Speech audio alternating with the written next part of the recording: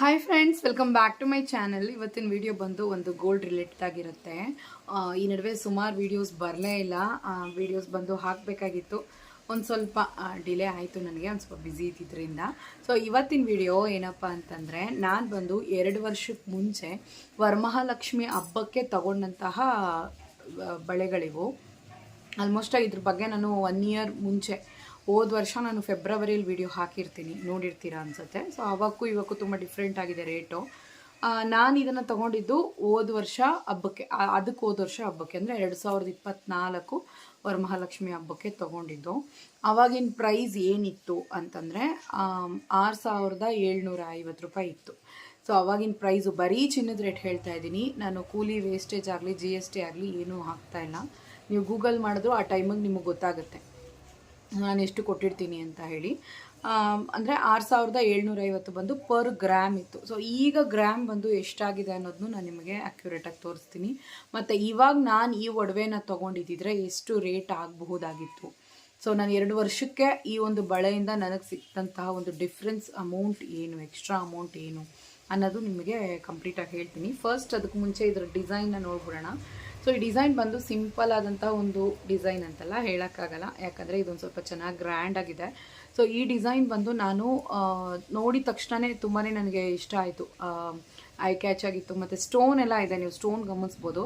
But stone ಬಂದು ಯಾವುದೇ ಕಾರಣಕ್ಕೂ ನಾನು ಸ್ಟೋನ್ಗೆ ಹಣ ಬಂದು ಫುಲ್ಲಾಗಿ ಕೊಟ್ಟಿಲ್ಲ, ಕಮ್ಮಿಯಾಗೆ ಕೊಟ್ಟೆ. ಬಂದು ಇದನ್ನೇನು ಮಾಡಿದ್ರು ಅಂದರೆ, ಸ್ಟೋನ್ ಪ್ಲಸ್ ಇದರಲ್ಲಿರುವಂಥ ಕುಂದನ್ಸ್ ಇದೆಲ್ಲನೂ ಏನು ಮಾಡಿದ್ರು ಅಂದರೆ ನನಗೆ ರೇಟಲ್ಲೇ ಹಾಕಿದ್ರು. ಸೊ ಹಂಗಾಗಿ ನಾನು ಅದ್ರದ್ದು ಬಂದು ಲಾಸ್ಟಲ್ಲಿ ಬಾರ್ಗೇನ್ ಮಾಡಿದೆ, ಹೇಗೆ ಅಂತಲೂ ಹೇಳ್ತೀನಿ. ನೋಡಿ, ಇದ್ರ ಡಿಸೈನ್ ಬಂದು ಈ ರೀತಿ ಇದೆ. ಸಿಂಪಲ್ಲಾಗಿ ಫ್ಲವರ್ ಡಿಸೈನ್, ಇದರೊಳಗಡೆ ಫ್ಲವರ್ ಡಿಸೈನ್ ಕೊಟ್ಟು ಇದರೊಳಗಡೆ ಮೆರೂನ್ ಕಲರ್ ಸ್ಟೋನ್ ಕೊಟ್ಟಿದ್ದಾರೆ. ಮತ್ತು ಗ್ರೀನ್ ಕಲರ್ ನೋಡ್ಬೋದು ನೀವು, ಎಮರಾಲ್ಡ್ ಥರ. ಅಂದರೆ ಇದೇನು ಒರಿಜಿನಲ್ ಎಮರಾಲ್ಡ್ ಅಲ್ಲ, ಒರಿಜಿನಲ್ ಎಮರಾಲ್ಡ್ ಎಲ್ಲ ರೇಟ್ ಜಾಸ್ತಿ ಆಗುತ್ತೆ. ಬಟ್ ಇದು ಬಂದು ಈ ಥರ ಕೊಟ್ಟಿದ್ದಾರೆ. ಬಟ್ ಸ್ಟೋನ್ಸ್ ಒಂದು ಸ್ವಲ್ಪ ಇದೆ. ನನ್ನ ಒಂದು ಅನಿಸಿಕೆಗೆ ಸ್ಟೋನ್ ಇದ್ರಲ್ಲಿ ಜಾಸ್ತಿನೇ ಇದೆ. ಯಾಕಂದರೆ ನಾನು ಏನಾದರೂ ಪರ್ಚೇಸ್ ಮಾಡಬೇಕು ಅಂತಂದಾಗ ಏನು ಮಾಡ್ತೀನಿ ಅಂತಂದರೆ, ಆದಷ್ಟು ಸ್ಟೋನ್ಸ್ ಕಮ್ಮಿ ಇರಬೇಕು ನನಗೆ. ಮತ್ತು ಬಂದು ಸ್ಟೋನ್ಸ್ ಎಲ್ಲ ಜಾಸ್ತಿ ಇದ್ದರೆ ನನಗೆ ಅಷ್ಟು ಇಷ್ಟ ಆಗಲ್ಲ. ಚಿನ್ನದ ರೇಟ್ ಕೂಡ ಇವಾಗ ಜಾಸ್ತಿ ಇರೋದ್ರಿಂದ ನಾನು ಏನು ಯೋಚನೆ ಮಾಡ್ತೀನಿ ಅಂದರೆ, ಸ್ಟೋನ್ಗೆ ಬಂದು ಚಿನ್ನದ ಬೆಲೆ ಏನು ಕೊಡಬೇಕಪ್ಪ, ಆದಷ್ಟು ನಾವು ಕಡಿಮೆ ಮಾಡ್ಕೊಳ್ಳೋಣ, ಆದಷ್ಟು ಸ್ಟೋನ್ಸ್ ಇಲ್ಲದೆ ಇರೋ ಒಡವೆನ ತೊಗೊಳ್ಳೋಣ ಅಂತ ನನ್ನ ಮನಸ್ಸು ಅನಿಸ್ತಾ ಇರುತ್ತೆ. ಬಟ್ ಈಗ ಇದನ್ನು ತೊಗೊಳೋದಕ್ಕೆ ರೀಸನ್ ಏನು ಅಂದರೆ, 2 ವರ್ಷಕ್ಕೆ ಮುಂಚೆ ನಾನು ತೊಗೊಳೋದಕ್ಕೆ ರೀಸನ್ ಏನು ಅಂದರೆ, ಇದ್ರ ಡಿಸೈನ್. ಈಗ ನನ್ನ ಹತ್ರ ಆಲ್ಮೋಸ್ಟ್ ಬಂದು ಈ ರೀತಿ ಬಳೆ ಇದೆ. ಈ ಬಳೆ ಬಂದು ಡೈಲಿ ವೇರ್ಗೆ ನಾನು ಯೂಸ್ ಮಾಡ್ತೀನಿ. ಸೊ ಈ ಬಳೆ ಇರೋದ್ರಿಂದ ನನಗೇನಾಯಿತು ಅಂದರೆ, ಒಂದು ಸ್ಟೋನು ಇಲ್ಲ ಇದರಲ್ಲಿ. ನೀವು ನೋಡಿದ್ರೆ ಡೈಲಿ ವಿಯರ್ ಬ್ಯಾಂಗಲ್ಗೆ ನಾನು ಮಾಡಿಸ್ಕೊಂಡಂತಹ ಡಿಸೈನ್ ಇದು. ಸೊ ಇದು ನಿಮಗೆ ಆಲ್ಮೋಸ್ಟ್ ನಾನು ಇದ್ರದ್ದು ವಿಡಿಯೋ ಕೂಡ ಹಾಕಿರ್ತೀನಿ. ಬಳೆ ಡಿಸೈನು ಎಷ್ಟಾಯಿತು, ಇದು ಡೈಲಿ ವಿಯರ್ಗೆ ಎಷ್ಟು ಗ್ರಾಮ್ ಇರಬೇಕು ಅನ್ನೋದನ್ನು ಕೂಡ ನಾನು ವಿಡಿಯೋದಲ್ಲಿ ಹಾಕಿರ್ತೀನಿ. ಬಟ್ ನಾನೇನು ಮಾಡಿದೆ ಅಂದರೆ, ಈ ಒಂದು ಬಳೆನ ತೊಗೊಳ್ಳೋ ಟೈಮಲ್ಲಿ ಯೋಚನೆ ಮಾಡಿದ್ದು ಗ್ರ್ಯಾಂಡಾಗಿರಬೇಕು. ಫಸ್ಟಾಗಿ ನಾನು ಅಂದ್ಕೊಂಡಿದ್ದು ಗ್ರ್ಯಾಂಡಾಗಿರಬೇಕು. ಹೆವಿ ಸ್ಟೋನ್ ವರ್ಕ್ ಇರೋದು ಬೇಡ ನನಗೆ, ಆ್ಯಂಟಿಕಲ್ಲೇ ಬೇಕು. ನಾರ್ಮಲಿ ಬಾಂಬೆ ಡಿಸೈನ್ಸ್ ಅದು ಇದು ಡಿಸೈನ್ಸ್ ಹೇಳ್ತಾರಲ್ಲ, ಅಂಥವೆಲ್ಲ ಬೇಡ. ಒಂದು ಸ್ವಲ್ಪ ಚೆನ್ನಾಗಿರೋ ಡಿಸೈನನ್ನು ತಗೊಳ್ಳೋಣ ಅಂತ ಪ್ಲ್ಯಾನ್ ಮಾಡಿನೇ ನಾವು ಅಂಗಡಿಗೆ ಹೋಗಿದ್ದು. ಸಡನ್ನಾಗಿ ಇದು ನೋಡಿದ ತಕ್ಷಣ ಸುಮಾರು ಬಳೆ ಇದೆ, ಸುಮಾರು ಡಿಸೈನ್ಸ್ ಇತ್ತು. ಬಟ್ ನಮ್ಮ ಬಜೆಟ್ಗೆ, ನಾನು ಅಂದ್ಕೊಂಡಂತಹ ಗ್ರಾಮ್ಸ್ಗೆ ಇದು ಬಂದು ಕರೆಕ್ಟಾಗಿತ್ತು, ಚೆನ್ನಾಗಿ ಅನ್ನಿಸ್ತು. ನಾನು ಸೆಕೆಂಡ್ ಥಾಟ್ ಮಾಡಿಲ್ಲ. ನನಗೆ ಹೆಂಗಂದರೆ, ಅಂಗಡಿಗಳಿಗೆ ಹೋಗ್ಬಿಟ್ರೆ ತುಂಬ ಕನ್ಫ್ಯೂಷನ್ ಮಾಡ್ಕೊಳ್ಳಲ್ಲ, ತುಂಬ ಇದು ತಗೊಳ್ಳ ಆ ರೀತಿ ಓವರ್ ಕನ್ಫ್ಯೂಷನ್ ಮಾಡ್ಕೊಳ್ಳಲ್ಲ.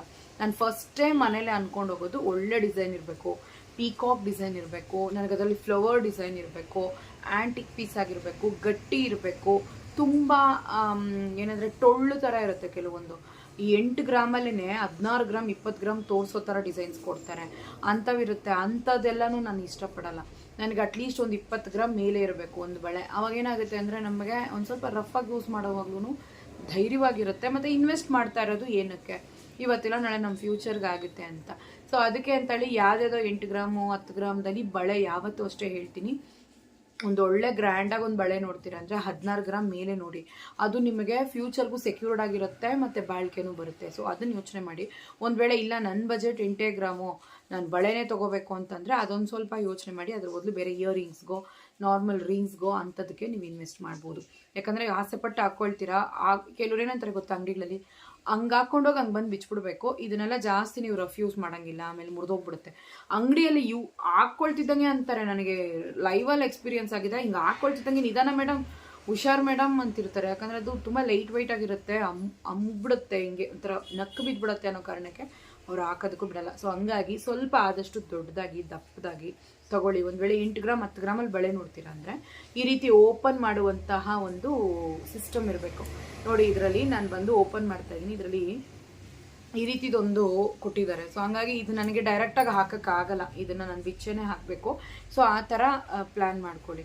ಸೊ ನಾನೇನು ಮಾಡಿದೆ ಅಂದರೆ ಇದು ನೋಡಿದ ತಕ್ಷಣವೇ ಬಳೆ ಈ ಥರ ಓಪನ್ ಮಾಡೋ ಸಿಸ್ಟಮ್ ಇತ್ತು, ಮತ್ತು ಬಂದು ಇದು ಚೆನ್ನಾಗಿತ್ತು. ಡಿಸೈನ್ಸ್ ಆಲ್ಮೋಸ್ಟು ನನಗೆ ಡಿಸೈನ್ ತುಂಬಾ ಇಷ್ಟ ಆಗಬೇಕು, ಅವಾಗೇ ನಾನು ತಗೊಳ್ಳೋದು. ಡಿಸೈನ್ ತುಂಬ ಸಿಂಪಲ್ ಆಗಿದ್ದರೆ ನಾನು ತಗೊಳ್ಳೋಕ್ಕೆ ಹೋಗಲ್ಲ, ಅದ್ರ ಬದಲು ಕಾಯಿನ್ಸೇ ತೊಗೊಂಡ್ಬಿಡ್ಬೋದು, ವೇಸ್ಟೇಜ್ ಎಲ್ಲ ಜಾಸ್ತಿ ಕೊಡದೆ. ಸೊ ಹಂಗಾಗಿ ನಾನೇನು ಮಾಡ್ತೀನಿ ಅಂದರೆ ಡಿಸೈನ್ಸ್ಗೆ ತುಂಬ ಇಂಪಾರ್ಟೆಂಟ್ ಕೊಡ್ತೀನಿ. ಸೊ ನಾವು ಹಾಕ್ಕೊಂಡಾಗ ನಮಗೆ ಖುಷಿ ಕೊಡಬೇಕದು. ಸೊ ಹಾಗಾಗಿ ನಾನು ಆದಷ್ಟು ಟೆಂಪಲ್ ಜ್ಯುವೆಲ್ರೀಸ್ ಮತ್ತು ಆ್ಯಂಟಿಕ್ ಜ್ಯುವೆಲ್ರೀಸ್ಗೆ ಆದಷ್ಟು ಮಹತ್ವ ಕೊಡೋದು. ಯಾಕಂದರೆ ತುಂಬ ನಾವು ಅಂದ್ಕೊಂಡು ಡಿಸೈನ್ ಇರುತ್ತೆ, ತುಂಬ ಫ್ಯಾನ್ಸಿ ಡಿಸೈನ್ಸ್ಗೆಲ್ಲ ನಾನು ಹೋಗಲ್ಲ. ಸೊ ನೀವು ನೋಡಿ ಯೋಚನೆ ಮಾಡಿ, ಯಾಕಂದರೆ ಫ್ಯಾನ್ಸಿ ಡಿಸೈನ್ಸ್ಗೂ ಆಲ್ಮೋಸ್ಟ್ 18% 16%ವರೆಗೂ ವೇಸ್ಟೇಜ್ ಆಗ್ತಾರೆ. ಆ್ಯಂಟಿಕ್ಗೂ ಆಗ್ತಾರೆ. ಟೆಂಪಲ್ ಜ್ಯುವೆಲ್ರಿಗೆ 22 ಅಪ್ ಟು 18 to 22%ವರೆಗೂ ವೇಸ್ಟೇಜ್ ಆಗ್ತಾರೆ, ಅದನ್ನು ನೋಡ್ಕೊಳ್ಳಿ. ಸೊ ಇದು ನಾನು ತೊಗೊಳಕ್ಕೆ ಹೋದಾಗ ನನ್ನ ಮೈಂಡಲ್ಲಿ ಇದ್ದಿತ್ತು, ಚೆನ್ನಾಗಿರಬೇಕು, ಒಳ್ಳೆ ಡಿಸೈನ್ ಇರಬೇಕು, ಸೂಪರಾಗಿರಬೇಕು, ಸ್ಯಾರಿಗೂ ಮ್ಯಾಚ್ ಆಗಬೇಕು, ಡ್ರೆಸ್ಗೂ ಮ್ಯಾಚ್ ಆಗಬೇಕು ಅನ್ನೋದನ್ನು ಮನಸ್ಸಲ್ಲಿ ಇಟ್ಕೊಂಡು ನಾನು ಹೋಗಿದ್ದೀನಿ. ಅಂದರೆ ರೇಷ್ಮೆ ಸ್ಯಾರಿಗಾಗಲಿ, ಫ್ಯಾನ್ಸಿ ಸ್ಯಾರಿಗಾಗಲಿ, ಇಲ್ಲ ನಮಗೆ ನಾರ್ಮಲ್ ಕಾಟನ್ ಡ್ರೆಸ್ಗಾಗಲಿ, ಇಲ್ಲ ನಾರ್ಮಲ್ ಒಳ್ಳೆ ಡ್ರೆಸ್ಗಳಿಗಾಗಲಿ ಇದು ಮ್ಯಾಚ್ ಆಗಬೇಕು ಅನ್ನೋ ಒಂದು ಉದ್ದೇಶವನ್ನು ಮನಸ್ಸಲ್ಲಿ ಇಟ್ಕೊಂಡು ನಾನು ಅಂಗಡಿಗೆ ಹೋದೆ. ಹೇರಳವಾದಂಥ ಡಿಸೈನ್ಸ್ ಇತ್ತು, ತುಂಬಾ ಇತ್ತು. ನಾನು ತೊಗೊಂಡಿದ್ದು ಬಂದು ಸುಮತಿ ಜ್ಯುವೆಲ್ರೀಸಲ್ಲಿ, ಯಲಹಂಕದಲ್ಲಿ ಬಸ್ ಸ್ಟಾಪಲ್ಲಿದೆ, ಊರೊಳಗಡೆ ಇದೆ, ಓಲ್ಡ್ ಟೌನಲ್ಲಿ. ನೀವು ಬಂದು ಗೂಗಲಲ್ಲಿ ಹಾಕಿದ್ರು ನಿಮಗೆ ಅಡ್ರೆಸ್ ಸಿಗುತ್ತೆ. ಸೊ ಹಂಗಾಗಿ ನಿಮ್ಗೆ ಅಲ್ಲಿ ಗೊತ್ತಿದ್ರೆ ನಿಮಗೆ ಆಲ್ಮೋಸ್ಟ್ ಅಲ್ಲಿ ಡಿಸೈನ್ಸ್ ಜಾಸ್ತಿನೇ ಸಿಗುತ್ತೆ. ದೊಡ್ಡ ದೊಡ್ಡ ಶೋರೂಮ್ಸ್ಗಿಂತ ತುಂಬಾ ಡಿಸೈನ್ಸ್ ಅವ್ರ ಹತ್ರ ಇರುತ್ತೆ. ನೀವು ಬೇಕಾದರೆ ಅಲ್ಲಿ ನಾನು ರೆಕಮೆಂಡ್ ಮಾಡ್ತಾ ಇಲ್ಲ, ಹೇಳ್ತಾ ಇರೋದು ಚೆನ್ನಾಗಿದೆ ಅಂತ. ನಿಮಗೆ ಬೇಕು ಅಂದರೆ ನೀವು ಹೊರಗಡೆ ನಿಮ್ಗೆ ಎಲ್ಲಿ ಬೇಕೋ ಅಲ್ಲಿ ತೊಗೊಳ್ಳಿ. ಬಟ್ ನಾನು ಹೇಳ್ತಾ ಇರೋದು ಹಿಂಗಿರುತ್ತೆ ಅಂತ ನನ್ನ ಅನುಭವ ಹೇಳ್ತಿದ್ದೀನಿ ಅಷ್ಟೇ. ಯಾಕಂದರೆ ಕೆಲವರು ಇದನ್ನು ಪೇಯ್ಡ್ ಪ್ರಮೋಷನು ಇಲ್ಲ ಪ್ರಮೋಷನ್ಗೆ ಮಾಡ್ತೀರಾ ಅಂತೆಲ್ಲ ಹೇಳ್ತೀರಾ, ಅವೆಲ್ಲ ಇರೋದು ಇಲ್ಲ. ಸರಿ, ಈ ಡಿಸೈನ್ ಬಂದು ನನಗೆ ಆಲ್ಮೋಸ್ಟ್ ಬಂದು ತುಂಬಾ ಇಷ್ಟ ಆಗೋಯಿತು.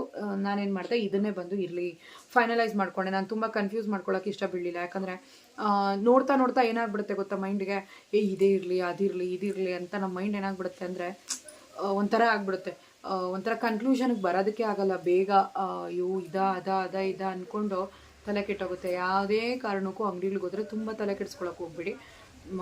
ಮೈಂಡಲ್ಲಿ ಒಂದು ಡಿಸೈನ್ ಅಂದ್ಕೊಂಡೋಗಿ ಆ ಡಿಸೈನಿಗೆ ಮ್ಯಾಚ್ ಆಯಿತಾ ಪಕ್ಕ ಅದನ್ನೇ ತೊಗೊಂಬಿಡಿ. ನಿಮ್ಗದು ಬಜೆಟ್ ಓಕೆ ಆಗಿ ಗ್ರಾಮ್ಸ್ ಓಕೆ ಆದರೆ ಆ ಒಂದು ಸಡನ್ನಾಗಿ ಅದನ್ನು ನೀವು ಬಂದು ಮ್ಯಾಚ್ ಮಾಡ್ಕೋಬೋದು.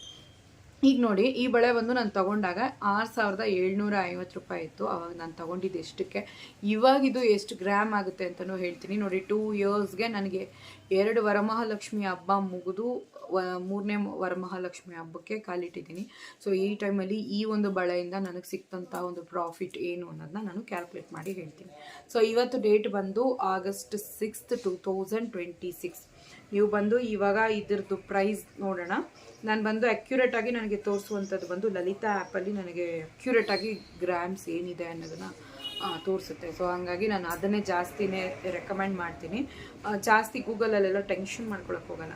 ಇವತ್ತಿನ ಗ್ರಾಮ್ ಬಂದು 13,725 ಇದೆ ಈ ಟೈಮ್ಗೆ. ನಾನು ವಿಡಿಯೋ ಮಾಡ್ತಾ ಇರೋದು ಬಂದು ಕರೆಕ್ಟಾಗಿ 4 ಗಂಟೆ 5 ನಿಮಿಷ. ಸೊ ನಾನು ಈ ಟೈಮಲ್ಲಿ ನಾನು ಹೇಳ್ತಾ ಇದ್ದೀನಿ ನೋಡಿ, 13,725 ಇದೆ. ನಿಮಿಷ ಗಂಟೆ ಎಲ್ಲ ಯಾಕೆ ಹೇಳ್ತೀನಿ ಅಂದರೆ, ಬೆಳಗ್ಗೆ ಒಂದು ರೇಟ್ ಇದ್ದರೆ ಮಧ್ಯಾಹ್ನ ಒಂದು ರೇಟ್ ಇರುತ್ತೆ ಚಿನ್ನ, ಹಂಗಾಗಿ ಸಂಜೆ ಅಷ್ಟೊತ್ತಿಗೂ ಸ್ವಲ್ಪ ಚೇಂಜ್ ವೇರಿಯೇಷನ್ ಆಗುತ್ತೆ.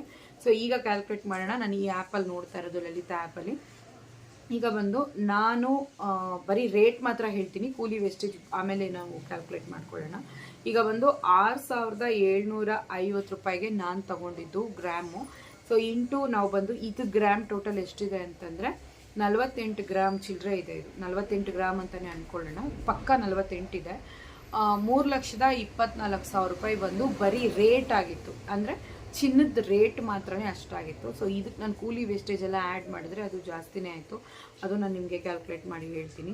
ಸೊ 6,750 ರೂಪಾಯಿಗೆ ಬಂದು ನಾನು 12% wastage plus 3% GST, total 15% GST ಹಾಕ್ತೀನಿ. 1 ಗ್ರಾಮ್ಗೆ 1,012 ರೂಪಾಯಿ ವಿತ್ 1 ಗ್ರಾಮ್ಗೆ 1,012. ಸೊ ನಾವು ಪ್ಲಸ್ 1,012 ರೂಪಾಯಿ ಪ್ಲಸ್ ಮಾಡ್ಕೊಳ್ಳೋಣ 6,750 ಗ್ರಾಮ್ಗೆ, ಅಂದರೆ 6,750 ಪ್ರೈಸ್ಗೆ. ಇದೇನು ಕೂಲಿ ವೇಸ್ಟೇಜ್ ಏನಂದರೆ ಕೂಲಿ ಮತ್ತು GST ಏನು ಬಿದ್ದಿದೆ, ವೇಸ್ಟೇಜ್ ಮತ್ತು GST ಏನು ಬಿದ್ದಿದೆ ಅದು ಬಂದು 1,012 ರೂಪಾಯಿ. ₹1012 ಪ್ಲಸ್ ಮಾಡಿದಾಗ ₹7,762 ಬಂದು ನಮಗೆ ಪರ್ ಗ್ರಾಮ್ ಬರ್ತಾ ಇದೆ. ಸೊ ನನಗೆ ಅವತ್ತಿನ ರೇಟ್ಗೆ 48 ಗ್ರಾಮ್ಗೆ ಹಾಕ್ತೀನಿ. 3,72,000 ಚಿಲ್ಲರೆ ನನಗೆ ಬಂದು ಅವತ್ತಿನ ಟೈಮ್ಗೆ ಪ್ರೈಸ್ ಬಿದ್ದಿತ್ತು. ಇದರಲ್ಲಿ ಏನು ಮಾಡಿದೆ ಅಂದರೆ ನಾನು ಬಾರ್ಗಿನ್ ಮಾಡಿ ಇದ್ರದ್ದು 1 ಗ್ರಾಮ್ ಆಲ್ಮೋಸ್ಟ್ 1 ಗ್ರಾಮ್ ಮೇಲೇ ನನಗೆ ಕಲ್ಲಿಂದ ಹಾಕಿದ್ರು. ಸೊ ಹಂಗಾಗಿ ನಾನು ಅದನ್ನು ಆದಷ್ಟು ಒಂದು 9,000 ಅಷ್ಟು ಬಾರ್ಗಿನ್ ಮಾಡಿದೆ. 1-1.5 ಗ್ರಾಮ್ ಅಷ್ಟು ನಾನು ಕಮ್ಮಿನೇ ಕೊಟ್ಟೆ. ಸೊ ಅವ್ರು ಬಂದು ಟೋಟಲಾಗಿ ಏನು ಮಾಡಿದ್ರು ಅಂದರೆ 14% ಹಾಕಿದ್ರು ನನಗೆ. ಅದನ್ನು ನಾನು ಯಾವಾಗ 9,000 ಕಡಿಮೆ ಮಾಡಿದ್ನೋ ಅವಾಗ ಅವ್ರು 12%ಗೆ ಬಂದರು. ಸೊ ಇದು ಅಕ್ಯುರೇಟ್ ಪ್ರೈಸ್ ಬಂದು 3,72,000 ಸೂಪರ್ಸ್. ಯಾಕಂದರೆ ಇದು 48 ಗ್ರಾಮ್ ಮೇಲೇ ಇದೆ. ಎಷ್ಟು ಮಿಲಿಗ್ರಾಮ್ಸ್ ಅನ್ನೋದು ಸರಿಯಾಗಿ ಗೊತ್ತಿಲ್ಲ ನನಗೆ, ಮರ್ತ್ಬಿಟ್ಟಿದ್ದೀನಿ, 2 ಇಯರ್ಸ್ ಆಯ್ತಲ್ಲ. ಹಂಗಾಗಿ 3,72,000 ಅಂತ ಅಂದ್ಕೊಳ್ಳೋಣ. ಎಲ್ಲ ಸೇರಿ ಯಾಕಂದರೆ ನಾನು GSTನೂ ಪೇ ಮಾಡಿದ್ದೀನಿ ಮತ್ತು ವೇಸ್ಟೇಜು ಪೇ ಮಾಡಿದ್ದೀನಿ. ಹಾಗಾಗಿ ಇವತ್ತಿನ ಗ್ರಾಮ್ಗೆ ಹೋಲಿಸಿದಾಗ 13,725 ಗ್ರಾಮ್ ಇದೆ ಹಾಕ್ಕೊಂಡಿದ್ದೀನಿ ಪ್ರೈಸ್ ನಾನು, ಇಂಟು 48 ಗ್ರಾಮ್. ಸೊ 48 ಗ್ರಾಮ್ ನಾನು ಬರೀ ಗ್ರಾಮ್ ಹಾಕ್ತಾ ಇದ್ದೀನಿ, ಬರೀ ರೇಟ್ ಹಾಕ್ತಾ ಇದ್ದೀನಿ. 6,58,800 ಬಿತ್ತು ಬರೀ ರೇಟ್ ಮಾತ್ರ. ಈಗ ನಾನು ಇದಕ್ಕೆ ವೇಸ್ಟೇಜ್ ಆ್ಯಡ್ ಮಾಡುವಾಗ GST ಆ್ಯಡ್ ಮಾಡುವಾಗ ಜಾಸ್ತಿ ಆಗುತ್ತೆ. ಸೊ ನಾನೀಗ ಇಂಟು 15% ವೇಸ್ಟೇಜ್ ಪ್ಲಸ್ GST ಹಾಕೋತಾ ಇದ್ದೀನಿ. 12% ವೇಸ್ಟೇಜು, 3% GST. 2,058 ರುಪೀಸ್, ₹2,058 ನನಗೆ. ನೋಡಿ ಇಲ್ಲಿಂದ ಇಲ್ಲಿಗೇನೆ ವೇಸ್ಟೇಜು ಇದ್ರ ಮೇಲೇ ನನಗೆ ₹1,000 ಜಾಸ್ತಿ ಆಯಿತು. ₹2,058 ಪ್ಲಸ್ ಮಾಡಿದಾಗ 1 ಗ್ರಾಮ್ ಬಂದು 15,783 ಆಗುತ್ತೆ.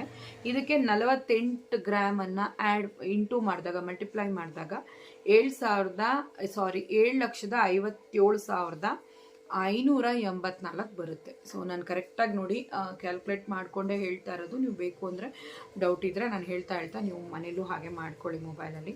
ಸೊ ಇದು ಇಂಟು ಈಗ ಬಂದು ಇದರಲ್ಲಿ ಮೈನಸ್ಸು 3,72,000 ಮೈನಸ್ ಮಾಡೋಣ. ಓಕೆನಾ? 7,57,584 3,72,000 ಮೈನಸ್ ಮಾಡಿದಾಗ ನನಗೆ ಬರ್ತಾ ಇರೋ ಮೈನಸ್ ಅಂದರೆ ಡಿಫ್ರೆನ್ಸ್ ಅಮೌಂಟು 3,85,584 ಸೊ ಟೋಟಲ್ ಆಗಿ ನನಗೆ ಸಿಕ್ಕಿದಂತಹ ಲಾಭ ಡಬಲ್. ನಿಮ್ಗೆ ಅರ್ಥ ಆಗ್ತಾ ಇದೆಯಾ ಈಗ? ಸೊ ನಾನು ಕೊಟ್ಟಿದ್ದು 3,72,000.